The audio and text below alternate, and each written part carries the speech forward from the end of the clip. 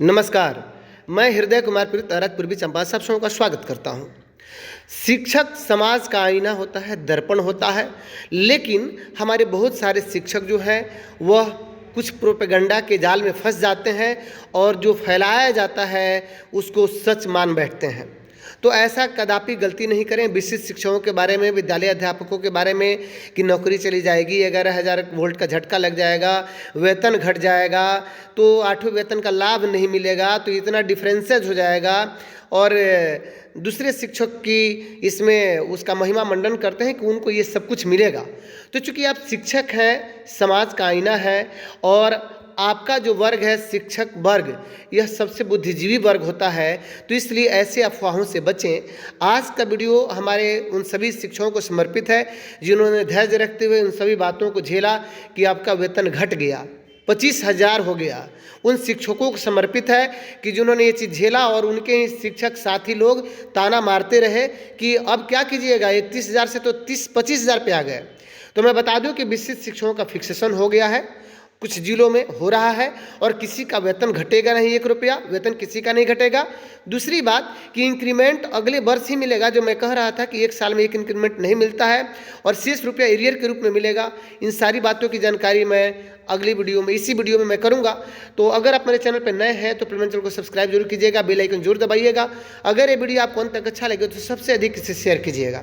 आइए सबसे पहले शुरू करते हैं कि फिक्सेशन जो हुआ है विशिष्ट शिक्षक का कितना हुआ है उस पर थोड़ा बाद में जाएंगे। पहले एक आंकड़ा कैसे हमारे शिक्षकों को प्रोपेगेंडा के जाल में फंसाया जाता है ये देखिए। यहाँ पे एक मैसेज जो वायरल किया गया था कि 12 वर्ष प्रोन्नति नहीं मिलने पर 8वां वेतन आयोग लागू होने पर नियोजित शिक्षकों का मूल वेतन बताया गया था 31,340 से 2.86 में मल्टीप्लाई करके 89,600 कर दिया गया। मैं आपको बता देता हूँ 8वां वेतन आयोग में मूल वेतन कभी भी इतना नहीं होगा, किसी कीमत पे नहीं होगा, है ना। ये किसी का भी, ये चाहे नियोजित हो, विशिष्ट हो, बीपीएससी हो, 2.86 मल्टीपल बढ़ने का सवाल ही नहीं है।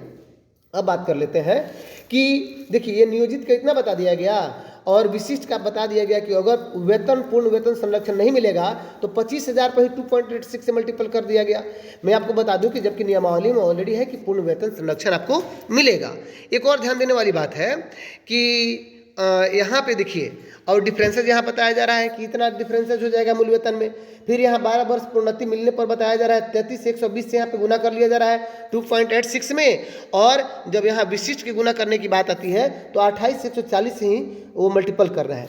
जबकि सोचने वाली बात है जब यहाँ पे आप 31,340 से मल्टीपल कर रहे हैं तो वही नियोजित शिक्षक हैं जो विशिष्ट बन रहे हैं जिनका मूल वेतन 31,670 हो रहा है।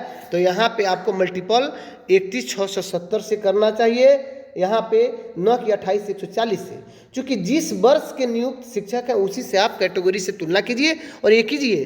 तो लोगों को इस भ्रम में जाल में फंसा करके ये उलझाया जाता है कि आपका वेतन कम हो जाएगा, नौकरी चली जाएगी। मैं बता दूं कि किसी भी शिक्षक का, चाहे वो नियोजित हो, विशिष्ट हो, बीपीएससी हो, किसी की नौकरी नहीं जाने वाली है, किसी की नौकरी खतरे में नहीं है और किसी को 11,000 का वोल्ट का झटका नहीं मिलेगा। हाँ, जिसका जितना वेतन है किसी का घटेगा नहीं। तो आइए हम यहाँ पे देखते हैं कि कार्यालय जिला शिक्षा पदाधिकारी शेखपुरा से एक पत्र जारी हुआ है स्थापना शाखा से, और ये पत्र आपको जो है शिक्षक का नाम यहाँ देख सकते हैं, परिमल कुमार जी हैं विशिष्ट शिक्षक के रूप में।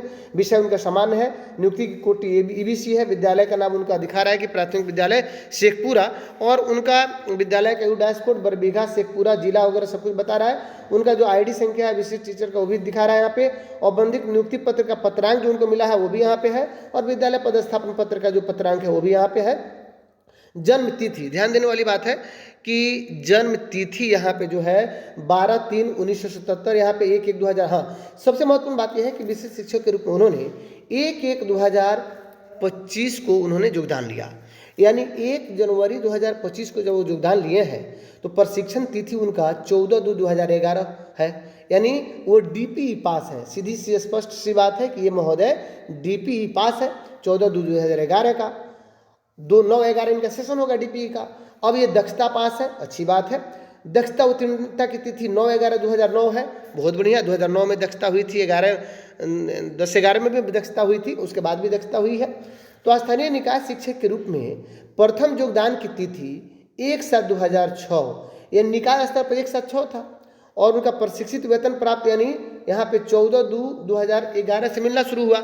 जिस दिन वो डीपी ट्रेंड हुए उस दिन से प्रशिक्षित वेतनमान, चूंकि प्रशिक्षण की तिथि जो है 11 है, वही उनका प्रशिक्षित वेतनमान प्राप्त करने की तिथि है। आगे बढ़ते हैं कि क्या स्थानीय शिक्षक के रूप में योगदान की तिथि से अध्यावधि तक कोई सेवा में टूट है, तो उनकी नहीं है, अच्छी बात है। 1/1/25 को उनका यहाँ पे विशिष्ट के रूप में जब योगदान किए तो 31/340 यानी ये आपको जनवरी का इंक्रीमेंट लग गया, यानी 1 तारीख को योगदान किए तो उनका जनवरी का इंक्रीमेंट ऑलरेडी, चूंकि 31 दिसंबर को उनका आपको 30/420 था, 31 दिसंबर को कितना था 30/420 था, जो 3% बढ़ करके 31/340 हो गया। अब इनका जो इंक्रीमेंट, हाँ यहाँ पे एक बात करेंगे जो मैं अपने बहुत सारी वीडियो में बता चुका हूँ, पहले ही बताया हूँ कि 1 साल में 2 इंक्रीमेंट नहीं दिया जा सकता है, तो 31/340 तो हो गया। अब कुछ हमारे यूट्यूब पर महोदय या बहुत ऐसे लोग हैं जो भ्रम फैला रहे थे कि 1/1/25 को आप जब इंक्रीमेंट लेते हैं तो अगला इंक्रीमेंट डेट आपका 1/1/7/2025 ही होगा, क्योंकि ये बता रहे थे कि 6 माह का अंतराल हो जाना चाहिए तो इंक्रीमेंट मिलेगा। मैं बार बार अपने यूट्यूब के वीडियो में बताया हूँ कि 1 साल में आप 2 इंक्रीमेंट नहीं ले सकते हैं।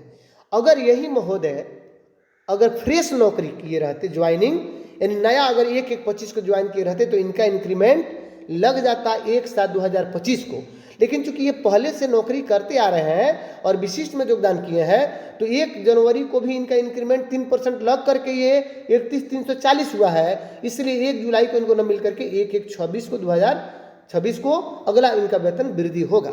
तो जो शिक्षक कह रहे थे, जो भ्रम फैला रहे थे, आपके ऊपर आपके ही शिक्षक भाई हंस रहे थे कि तो अब वैसे शिक्षक इस प्रपत्र को देखकर, इस वीडियो को देख करके हतप्रभ रहेंगे, या वे सोचेंगे कि उसी स्कूल में वो लोग रह गए, ट्रांसफ़र भी नहीं हुआ, वेतन भी नहीं घटा, विशिष्ट भी बन गए।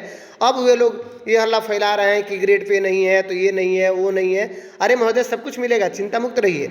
और ग्रेड पे तक की जहाँ तक की बात है, इस बात तो सही है कि फिक्स सैलरी एक तरह से किया गया है, जो राजकर्मी का जो एक वेतन होता है वो वेतन कम से कम बिहार सरकार को देना चाहिए, ये तो वाजिब सवाल है, इसमें कोई बात बुरी बात नहीं है। तो चलिए, अगर ये वीडियो आपको अंत तक अच्छा लगा हो तो सबसे अधिक इसे शेयर कीजिएगा। अगर आप मेरे चैनल पर नए हैं तो प्लीज़ मेरे चैनल को सब्सक्राइब जरूर कीजिएगा, बेल आइकन जरूर दबाइएगा, और आपसे गुजारिश है कि कम से कम सबसे अधिक इसे शेयर जरूर कीजिएगा। और बहुत सारे हमारे शिक्षक साथी देखते हैं मेरी वीडियो को, लेकिन वे क्या करते हैं कि सब्सक्राइब नहीं कर पाते हैं, क्योंकि जितना व्यू होता है सब्सक्राइबर तो कम ही देखते हैं उस वीडियो पे, तो कम से कम सबसे अधिक इसे सब्सक्राइब भी कीजिएगा।